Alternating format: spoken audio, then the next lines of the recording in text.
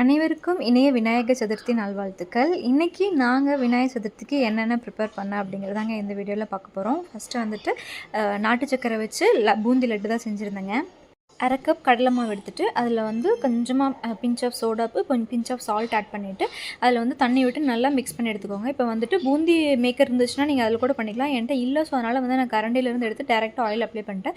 இதை நீங்கள் வந்துட்டு டேரெக்டாக பூந்தி இருந்துச்சுன்னா பூந்தி மாதிரி போட்டுக்கலாம். நான் வந்து கொஞ்சம் நல்லா சாஃப்டாக வேணும் அப்படிங்கிறதுனால நான் வந்து மிக்ஸில் போட்டு கிரைண்ட் பண்ணி எடுத்திருக்கேன். ஸோ அதிலே வந்துட்டு அரை கப் வந்து நாட்டு சக்கரை ஆட் பண்ணி அதை வந்து ஒரு கம்பி பாகு பதம் வந்ததுக்கப்புறமா வந்துட்டு ஏலக்காய், திராட்சை, முந்திரி இதெல்லாம் நெய்யில் வறுத்து அதில் ஆட் பண்ணிக்கோங்க. ஆட் பண்ணிவிட்டு பூந்தியும் வந்து அரைச்சி வச்சிருக்க பூந்தி அதில் ஆட் பண்ணிவிட்டு கொஞ்சம் ஒரு 5 மினிட்ஸ் கொஞ்சம் மைல்டான ஹீட் வந்ததுக்கப்புறமா வந்துட்டு கையில் நெய் தடவிட்டு உருண்டை பிடிச்சி எடுத்து வச்சுக்கோங்க.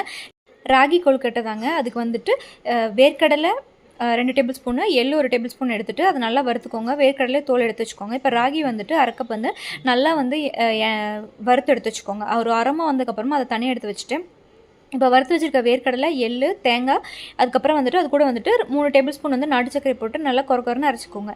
இப்போ வந்துட்டு நீங்கள் வறுத்து வச்சுருப்பீங்களா ராகி, அதில் வந்துட்டு சுட சுட வந்துட்டு எண்ணெய் ஊற்றிட்டு கொஞ்சமாக நெய், கொஞ்சமாக சால்ட் ஆட் பண்ணிவிட்டு நல்லா ஒரு சூடு ஆற வரைக்கும் விட்டுடுங்க. ஆறுனதுக்கப்புறமா வந்துட்டு அதை நல்லா உருண்டை பண்ணிவிட்டு நீங்கள் மோதகம் மேக்கர் இருந்துச்சுன்னா அதில் கூட நீங்கள் வந்து ஸ்டஃப் பண்ணிக்கலாம். இல்லைனா வந்து பிடிக்கல்கட்டையாவோ இல்லைனா உங்களுக்கு என்ன மாதிரி ஷேப்பில் வேணுமோ அந்த மாதிரிலாம் ஷேப் பண்ணிவிட்டு ஸ்டீமரில் வச்சு ஒரு 3 மினிட்ஸ் நல்லா ஸ்டீம் பண்ணி எடுத்துக்கோங்க. அவ்வளோதாங்க, நம்ம ஹெல்த்தியான வந்து ராகி மோதகம், ராகி கொழுக்கட்டை எல்லாமே ரெடி ஆகிடுச்சு.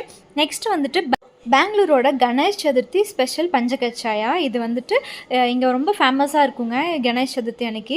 ஸோ இது வந்துட்டு நெய் விட்டுட்டு ஏலக்காய், திராட்சை, முந்திரி இதெல்லாம் நல்லாவே வறுத்துக்கோங்க. இது கூட வந்துட்டு துருவி வச்சுருக்க தேங்காயை அதில் ஆட் பண்ணி நல்லா வறுத்துட்டுக்கோங்க. இப்போ வந்து அரை கப் வந்துட்டு அவல் எடுத்துக்கோங்க. அவல் வாஷ் பண்ணிவிட்டு அதை ஆட் பண்ணி வச்சுக்கோங்க. இதில் வந்துட்டு நீங்கள் வறுத்து வச்சுருக்க பொருள் எல்லாமே அதில் ஆட் பண்ணி நல்லா மிக்ஸ் பண்ணி எடுத்துக்கோங்க.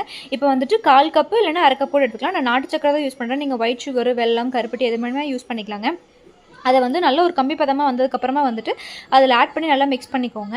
அவ்வளோதாங்க, நம்மளோட கர்நாடகா ஸ்பெஷல் பஞ்சகச்சாயா வந்து ரெடி ஆகிடுச்சுங்க.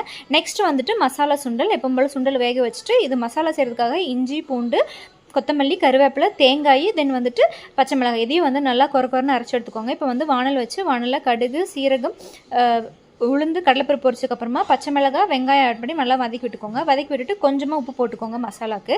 தென் வந்துட்டு இதில் வந்து நீங்கள் அரைச்சி வச்சுருக்க மசாலா இருக்குங்களா, அந்த மசாலா ஆட் பண்ணி நல்லா வதக்கி விட்டுட்டு சுண்டல் ஆட் பண்ணிக்கோங்க. அவ்வளோதாங்க, நம்மளோட கணபதிக்கான பூஜை பிரசாதம் வந்து ரெடி ஆகிடுச்சுங்க. நான் இது தாங்க இன்றைக்கி வந்து செஞ்சுருந்தேன்.